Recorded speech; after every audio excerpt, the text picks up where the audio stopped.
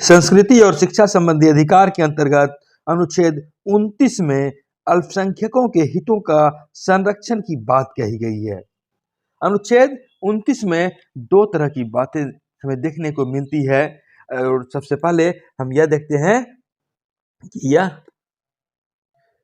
अनुच्छेद 29 भारतीय नागरिकों के संदर्भ में है और नागरिकों की बात होती है तो यह केवल भारतीय नागरिकों पर होती है लागू, न कि हर एक व्यक्ति पर लागू होती है।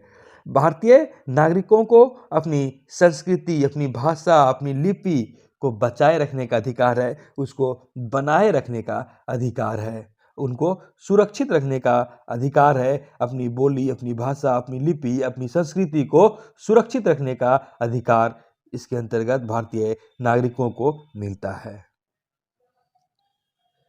इससे स्पष्ट होता है कि राज्य द्वारा किसी विशेष संप्रदाय को उसकी अपनी संस्कृति से अलग अन्य संस्कृति उस पर थोपी नहीं जाएगी, अधिरोपित नहीं की जाएगी।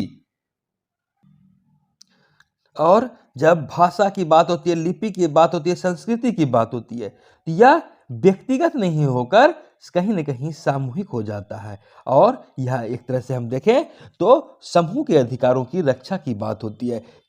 क्योंकि कोई भाषा है तो व्यक्ति अकेला तो बोलेगा नहीं, वह कहीं न कहीं समूह में होगा और यह एक तरह से सामूहिक अधिकारों के संरक्षण की बात करती है। और यद्यपि कि यह अल्पसंख्यकों के हितों की बात की है कि कोई कम भाषा में भी है बोलने वाले हैं तो उनकी भी लिपि को सुरक्षित किया जाए, उनकी भी संस्कृति को संवर्धित करने के लिए उसका समूह प्रयास कर सकता है। लेकिन यहाँ पर यह भी समझने वाली बात है कि ऐसी व्यवस्था सिर्फ अल्पसंख्यक ही करेंगे, ऐसी बातें नहीं है। अल्पसंख्यक के साथ साथ बहुसंख्यक को भी अपनी भाषा, अपनी लिपि, अपनी संस्कृति आदि को सुरक्षित करने का, संवर्धित करने का, उसको प्रचारित करने का अधिकार है।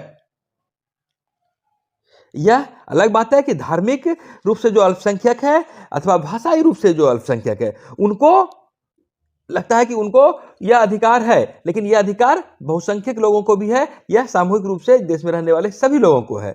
और जैसे कि अल्पसंख्यक की यदि हम बात करते हैं तो यह एक अलग बात हो जाती है कि अल्पसंख्यक कौन है। तो धार्मिक रूप से अल्पसंख्यक की बात जब आती है, जैसा कि 1992 में पार्लियामेंट में भी इस संबंध में एक नेशनल कमीशन बना था ऑफ मॉनेटरी एक्ट, तो उसमें जो मुस्लिम, सिख, क्रिसमस, बौद्ध, पारसी, बौद्ध, जैन, ये लोग इसके अंतर्गत आते हैं।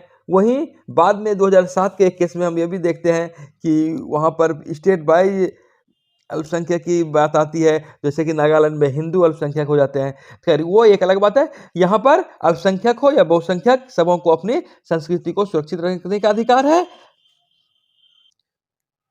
बहुसंख्य के अधिकार यहाँ पर बोली भाषा तो चलती ही है, लेकिन अल्पसंख्यक जो कम रूप में हो, संख्या में हो गए हों, उनके उस भावना का सम्मान करते हुए उनकी लिपि गौण न हो जाए, उनकी संस्कृति समाप्त न हो जाए, इसीलिए उनको सुरक्षित रखने का विशेष व्यवस्था किया गया है। यहाँ तक कि भाषा के संरक्षण के लिए आंदोलन करने का भी अधिकार इसमें सम्मिलित हो जाता है और भाषा को लेकर आप अपनी मांगे रख सकते हैं, अपनी बातें रख सकते हैं और चुनाव में भी अपनी यह बात रख सकते हैं। चुनाव में जो भाषा के संदर्भ में यदि आप भाषा के विकास के संदर्भ में, लिपि के विकास के संदर्भ में, संस्कृति के विकास के संदर्भ में अपना भाषण देते हैं तो वह भी नियमावली के प्रतिकूल नहीं माना जाता है। इसके साथ साथ जो दूसरी अहम बातें इस अनुच्छेद 29 में कही गई है वह यह है कि राज्य द्वारा कोई संस्थान चलाए जा रहे हैं, कोई शैक्षिक संस्थान या राज्य से जो कोई सहायता जिन संस्थानों को मिलता है, तो वहां पर प्रवेश के लिए, वहां पर पढ़ाई करने के लिए किसी को रोका नहीं जाएगा। धर्म के आधार पर, जाति के आधार पर, भाषा के आधार पर प्रवेश से वहां रोका नहीं जाएगा। वह संस्थान चाहे अल्पसंख्यक द्वारा चलाए जा रहे हो या बहुसंख्यक द्वारा, यदि राज्य द्वारा उन्हें सहायता मिलता है, राज्य यदि वहां सहायता देती है, तो फिर वहां पर किसी को धर्म, भाषा या जाति के आधार पर प्रवेश से नहीं रोका जा सकता है। और यह व्यक्तिगत बातें हो जाती है। इसमें जहां भाषा, लिपि, संस्कृति संबंधी बातें सामूहिक रूप से जुड़ी हुई होती है, वहीं शैक्षिक संस्थानों में किसी संस्थान में प्रवेश करने की संबंधी बात जो होती है वह व्यक्तिगत हो जाती है।